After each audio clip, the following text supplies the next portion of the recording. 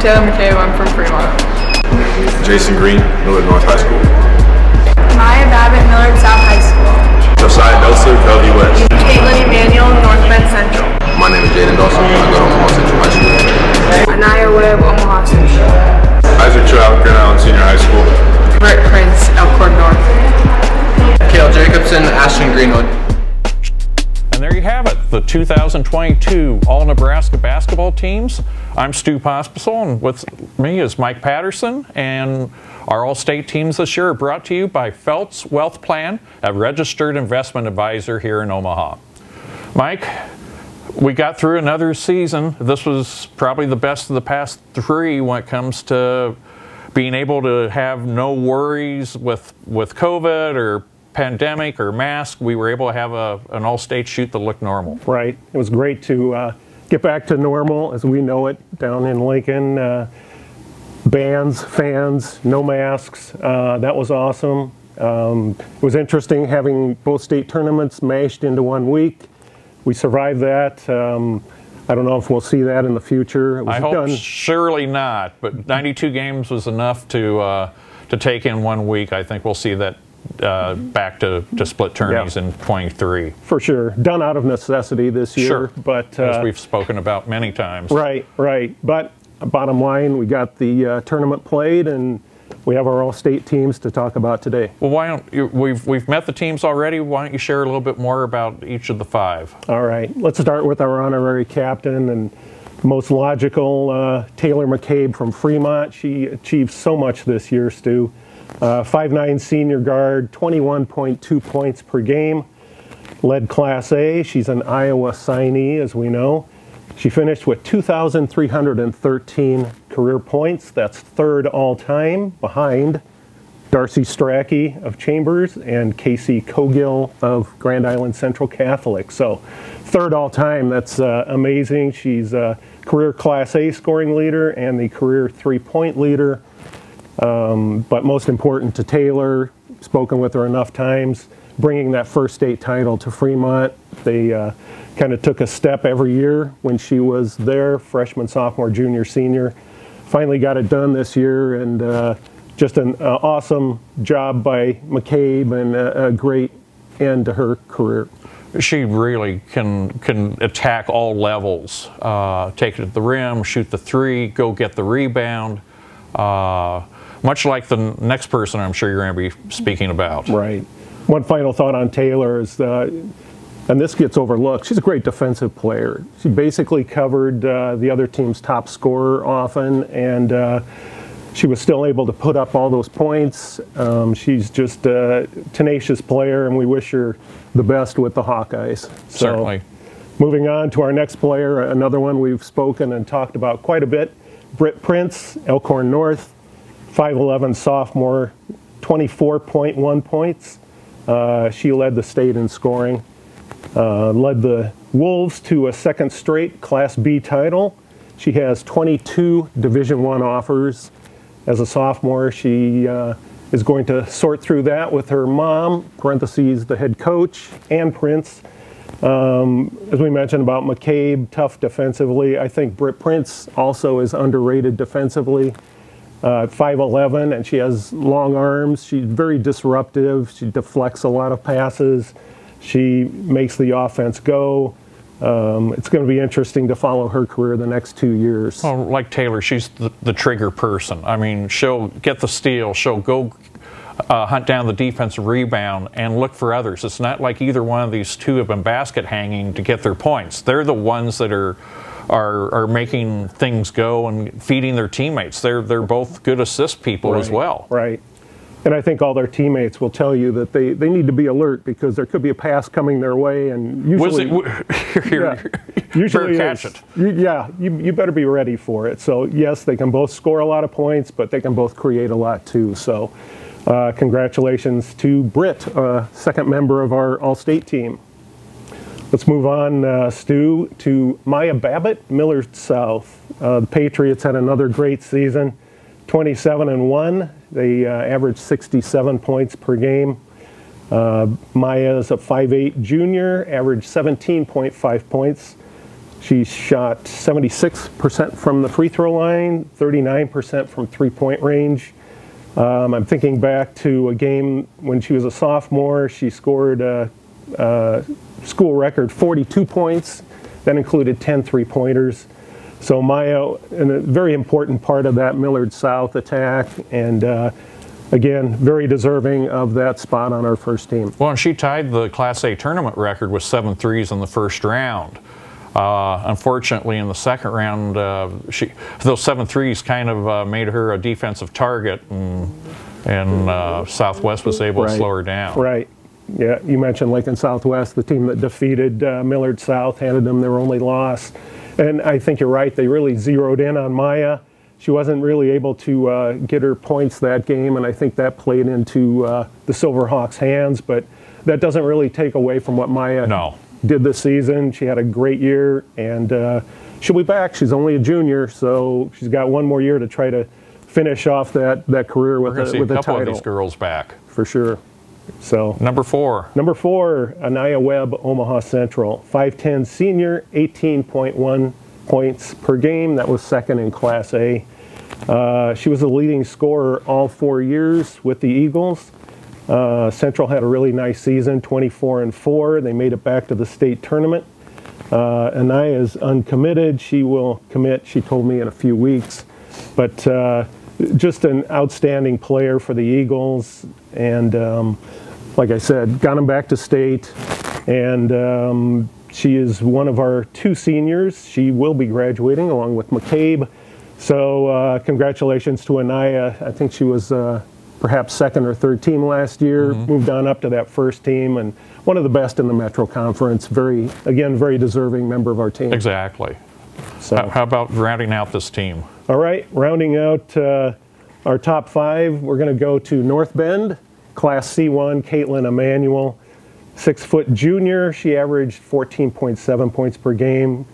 As I mentioned, she's from North Bend. She led the Tigers to the C1 title. That's their 3rd straight. That's the longest current streak in the state. She also led her team in rebounding, 8.2 points. Led the team in blocks. She was second in assists and steals. Because she was 6 foot, she was often called on to cover the inside presence on the opposing team, which we saw in the semifinals and the final, which cut into her points, but for the greater good. That's what North Bend needed her to do. She did score 26 in a first round win this year. I think that was against Malcolm. And just kind of overall a very solid player, part of the Emmanuel sisters there at North Bend. That's been a great legacy for that family. And KAITLYN is only a junior, so she'll be back next year as North Bend goes for the 4-bagger.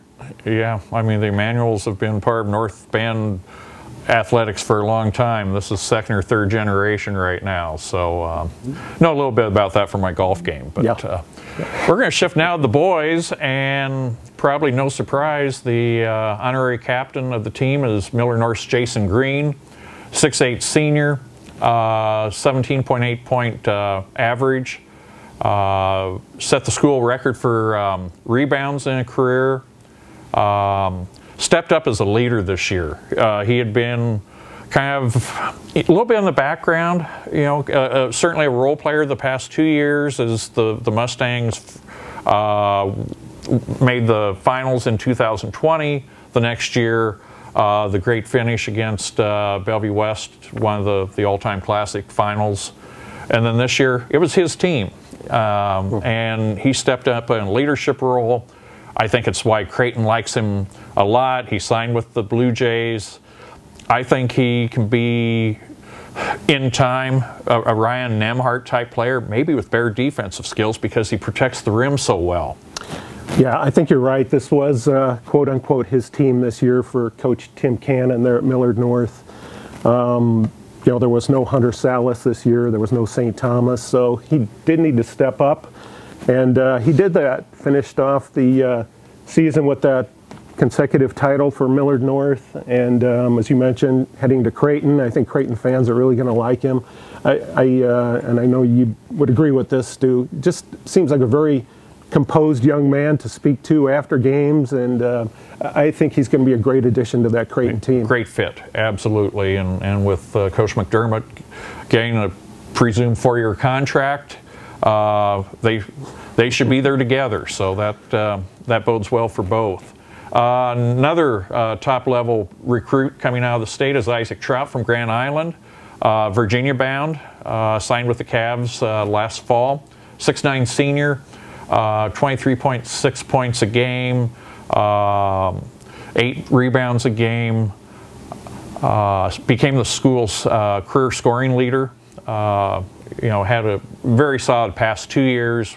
He really developed the past 2 years. Virginia likes him a lot. They lose a lot of seniors, so I think he's going to get a chance to get a good look come next fall and winter, and we'll see what he does in the ACC. I saw him a few years ago when Grand Island came in and played at Prep, and I thought, wow, this guy's pretty good, and he's continued to progress. And you know, a little disappointing the season the Islanders had overall this year, but that doesn't diminish what Isaac accomplished, and we wish him all the best heading off to Virginia. Well, he's been very loyal. You know, he could have gone to a prep academy. He could have transferred schools. He stayed with his teammates. He stayed with his club team. He didn't waver from Virginia, which was one of the early ones in on him. You know, that's a great character trait, and like Jason, I think both of them are going to have very good college careers. Yep, I agree. One who doesn't have to make decisions until next year is Josiah DOTZLER from Bellevue West. Josiah, 6'3" junior, 15.7 point per game average. Took the Thunderbirds to the state finals for the 3rd straight year. He had burst on the scene really in that 2020 win over Millard North. He hit a couple big threes as a freshman in that closing spurt for the Thunderbirds. He had a shift this year. He took over for Chucky Hepburn at the point, and so he was learning some new skills, you know, a new discipline. Doug Woodard, his coach, was very pleased with the adjustment, and he's looking forward to seeing if he can make that final jump and over the spring and summer, and perhaps even get higher Power 5 point guard offers. Right. You know, we talked about the Emanuels at North Bend, the DOTZLERs at Bellevue West, a similar great legacy. Josiah, great tournament. I'm thinking of that second half against Creighton Prep. Was it the semifinals? Right, last year. Man, the Thunderbirds were just rolling, and he was a big part of that. And great season, a little bit like Jason Green there at Millard North, kind of carrying on at Bellevue West after Chucky. And what a great lineage of point guards they've had. They always have a good point guard. Yeah. And he's no different. Someone who's played the point and can also attack the rack, JAYDEN Dawson from Omaha Central, 6'4" senior, 17.5 points a game. He's going to Loyola of Chicago, signed early with them. Talking with Eric Behrens, who's leaving Central to become the athletic director at Westview out in northwest Omaha. He said that JAYDEN really developed his game on all 3 levels. You know, maybe was a spot shooter early on, catch and shoot. Now he's attacking the rim, protecting the rim more. At 6'5", he can give Porter Moser over there some different looks. So he's another one that'll be fun to watch collegiately and see what he can do. Great career with the Eagles. You mentioned outgoing coach Eric Behrens, who we wish him the best as an athletic director in his future, but another deserving member of our All-State team. And rounding out the team is certainly the comeback player of the year for Cale Jacobsen of ASHLAND-GREENWOOD. Had blown out a knee last year, first game of the basketball season. He took his time. He could have played football if he had pushed it. He let little brother be quarterback of the team that I think won their first 10 or 11 games in football. Came back with a vengeance in basketball. 17.7 point average, 6'4" senior. He reminds me a lot of Taylor and BRITT in he's getting his points by going after the ball, be it steals, be it rebounds. I think he was their leading rebounder this year. 43 points in the state semifinal against Kearney Catholic, and then made the unselfish play in the state final, got the ball to Evan Shepard, who was alone in the corner, and gave ASHLAND-GREENWOOD the combined school's first state title. So, you know, CALE, you know, not every kid can come back from a serious injury like that, but it was a very thoughtful process on what he could do. He came back, and now he's going to get some Division I looks as a result. You know, that state tournament was my first chance to get a look at him, and that 43-point effort. It's like, wow, that was awesome. And as you mentioned, in that final, he had Auburn players all over him, and he made the smart play to kick it out to the corner to the Evan Shepard, the open player, and Evan hit that shot. But again, talks about how unselfish he was to make that pass. A lot of players might try to force that, and who knows what happens after that. But again, fifth member of the team, and at least in my opinion, and the opinion of coaches and yours too, a very deserving member. Yeah, only non-Class A player on the team, and certainly a great career. He probably would have been easily a 2,000, 2,200-point scorer if he hadn't lost his junior season. Right. But there you have it. Once again, we thank Feltz WealthPlan for their sponsorship of the All-Nebraska teams, and we'll see you again soon.